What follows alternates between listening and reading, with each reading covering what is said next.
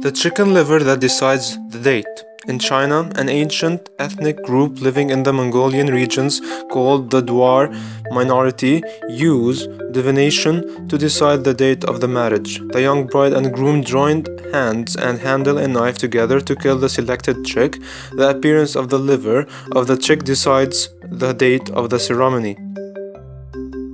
The blackening of the bride and groom. The Scottish tradition of blackening the bride and groom right before the wedding definitely earns its position on the top of this list.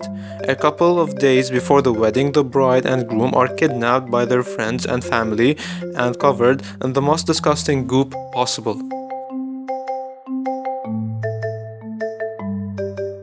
Drinking out of the toilet. In France, after the completion of the wedding ceremony, the friends of the bride and groom would collect leftovers from the wedding and fill the toilet with it. And then they would force the couple to drink out of the toilet bowl. Not allowing newlyweds to use the bathroom.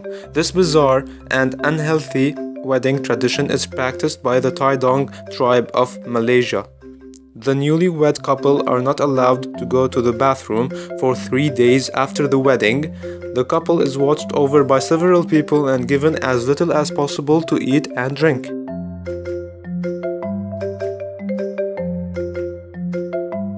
The fattening of the bride. In Mauritania, the bigger the girl, the more suitors she has. Girls as young as 7 or 9 are sent to fattening camps where they are fed unnecessarily and to an unhealthy extent. The belief behind this tradition is that the bigger a woman is in size, the more space she occupies in her husband's heart.